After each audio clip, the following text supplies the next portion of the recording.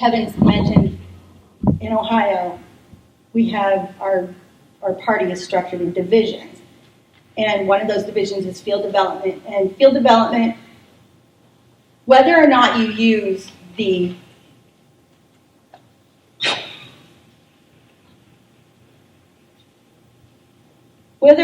a formal divisions method for running your party in your state, regardless, the principles behind it will apply. Field development, obviously, our mission statement for the party is to defend the freedom and increase the liberty of all Ohioans. And we do this by recruiting candidates for public office, educating the public about our principles, growing the membership, and winning elections. Field development is ground zero for making contact with the people that can help us do that.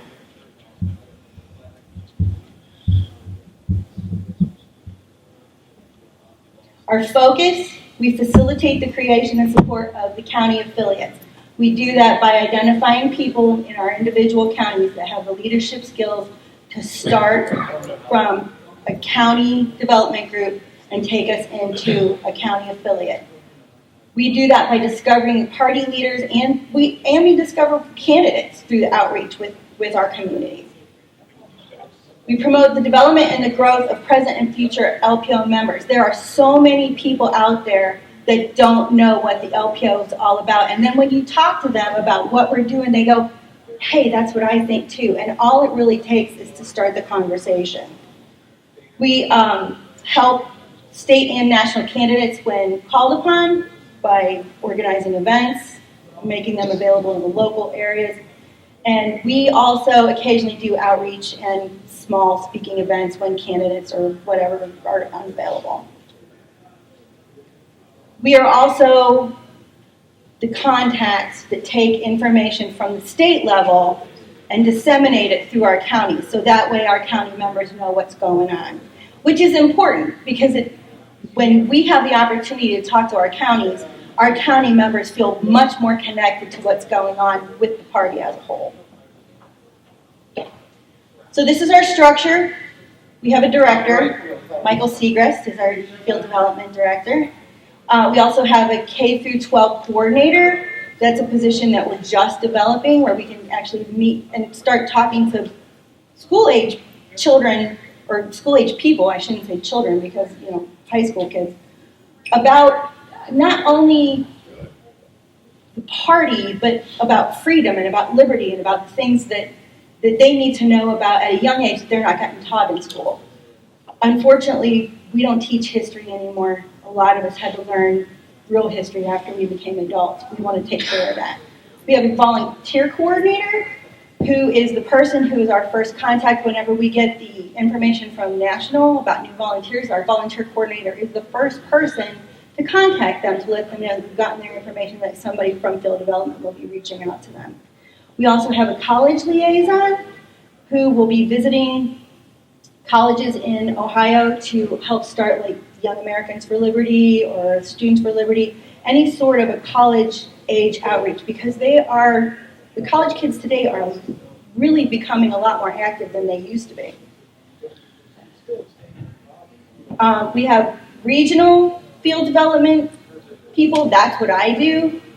And we'll touch on that a lot more in depth later. And then we also have our membership coordinator who speaks to general members who maybe don't have a county development group in their area, and then they can steer them towards whoever has their region.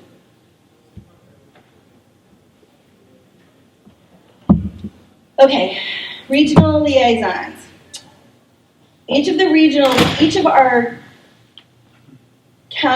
areas have between 6 and 12 counties in them, depending upon how many people live there in the driving area.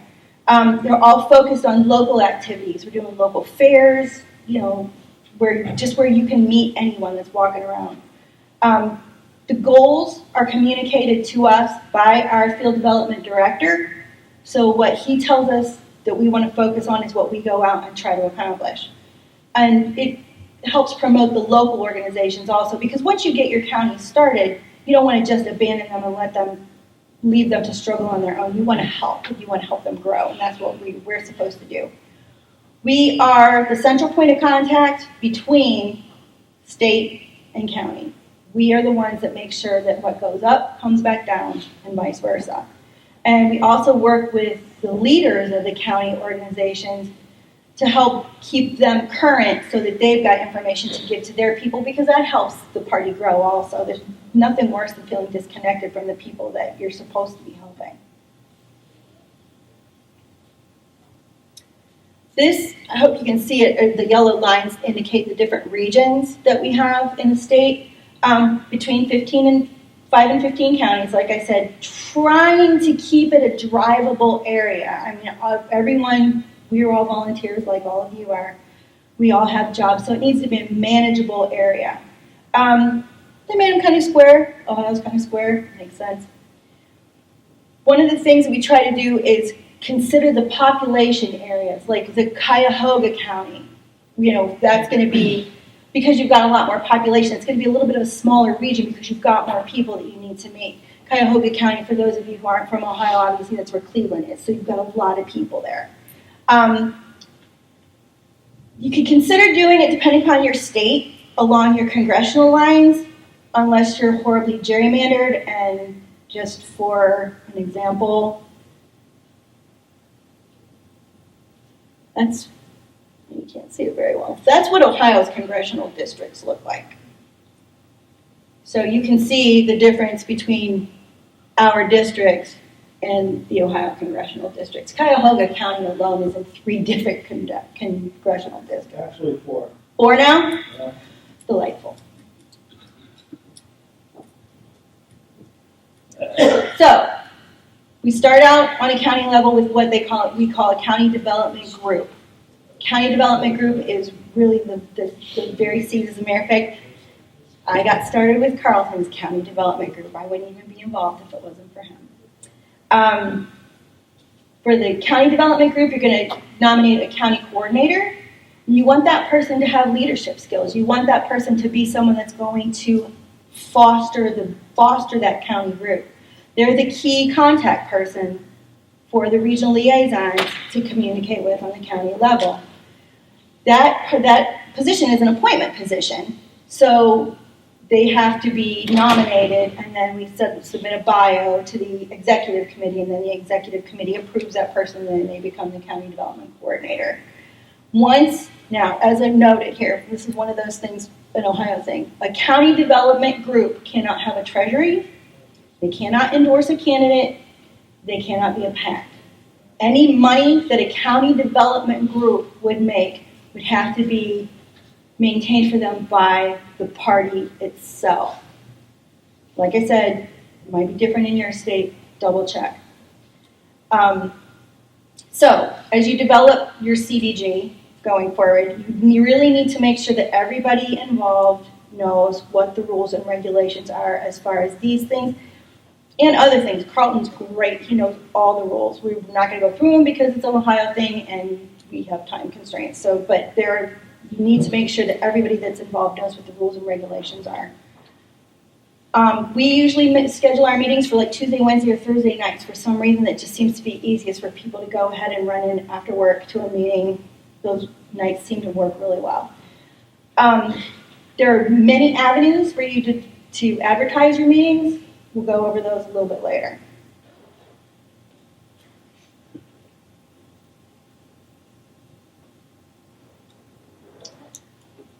Once you've got your CDG developed, you've got a handful of people that are coming pretty consistently, everybody wants to be involved, you do a couple of local events, they go pretty well, everybody shows up, then you can go ahead and you can start moving towards becoming a county affiliate. The big thing, once you get to be a county affiliate, is you need to make sure that you have enough people to fill those key roles consistently, because if you don't, then your group's going to fizzle, and it's never really going to be something that you can run with.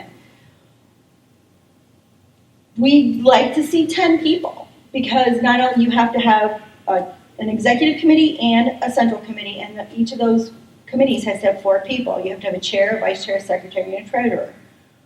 You need to make sure that you have enough people to be in those leadership roles, and you have to make sure that those people aren't so overwhelmed by all the other things that they're also trying to do, like coordinate events and whatnot, that they don't get burned out. It's horrible to watch people get involved, and then all of a sudden just life overwhelms them, and then they become unhappy with the whole thing. Again, rules and regulations, make sure everybody understands it. As another point of note, in Ohio, your executive committee and your central committee cannot have the same treasurer. It's against the law. Once again, verify where you live. Bylaws. The LPO has a sample set of bylaws that can be used by the counties. You can get the sample set of bylaws, and then the counties can adjust them to their needs. One of the things that needs to be determined is whether or not you want to set up your affiliate with precincts or wards. The advantage of precincts is that you can be more involved with the leadership of the party. We discuss it again later, obviously. Go through the bylaws, the sample bylaws, tweak them to whatever adjustments you want your county to have, and then you send the bylaws back to the state party for approval, and then schedule your county organizational meeting, which is where you're going to go ahead and you're going to vote for these committee seats. Your organizational meeting, when you advertise your organizational meeting, it has to be publicly posted at your Board of Elections. Again, that's an Ohio law thing. Check your laws, but it has to be posted at the Board of Elections. And then let your state group know about a week in advance that you've got your organizational meeting scheduled. So you hold your organizational meeting. At that point in time, you have to decide what kind of bank accounts you want to set up. There are different bank accounts that can be set up for the use of the party. You have to decide what kind of bank accounts you want to use, and then you have to designate the treasurer for those bank accounts. By this point in time, your bylaws will have been approved by the state organization. They can be sent back to you, and they can be voted on at your organizational meeting to be adopted. Every registered libertarian in your county is eligible to vote on these bylaws, not just the people that are in your county group.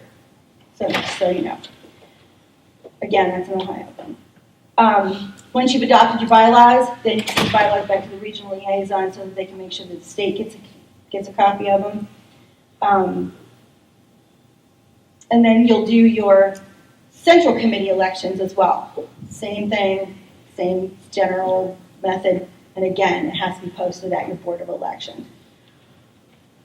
Chairman, vice chairman, secretary, treasurer, executive committee, and central committee can't share a treasurer.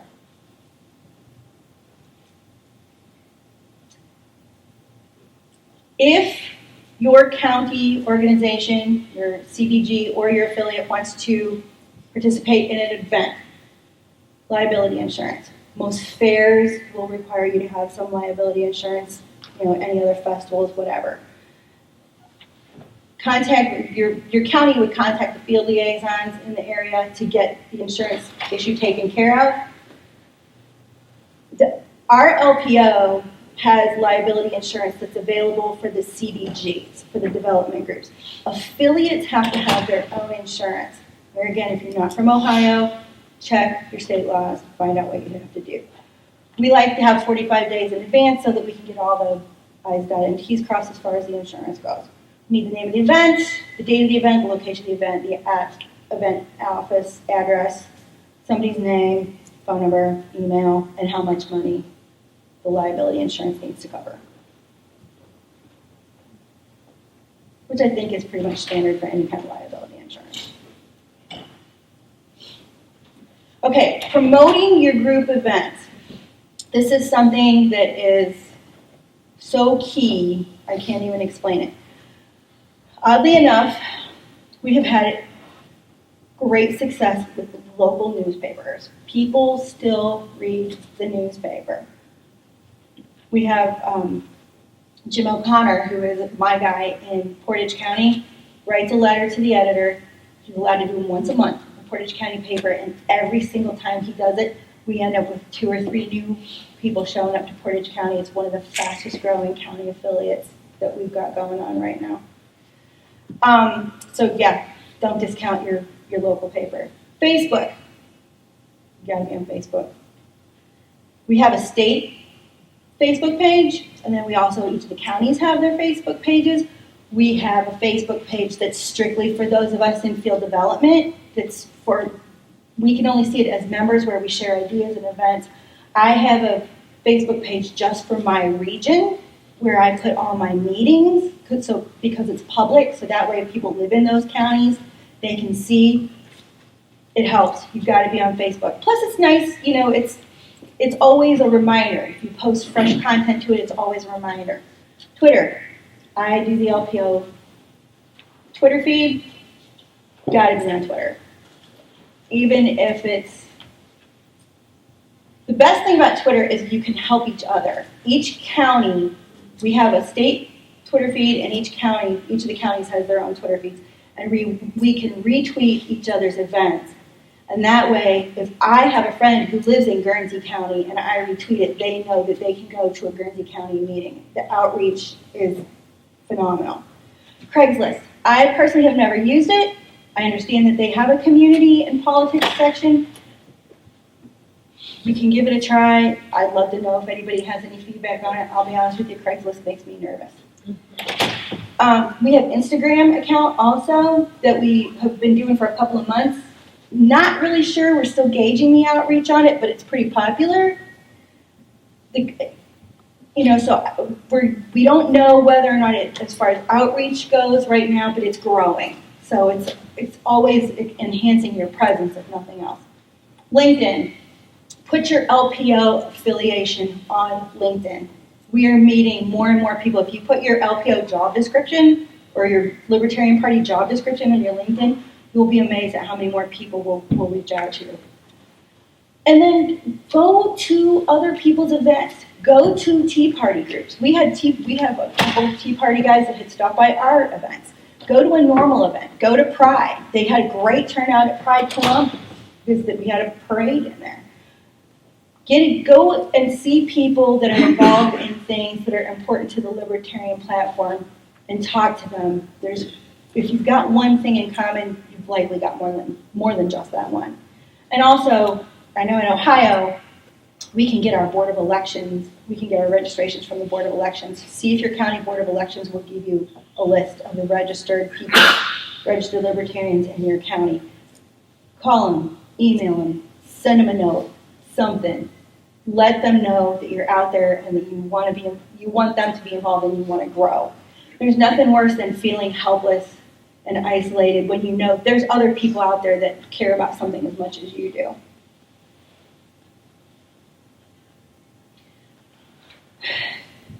Communication by email.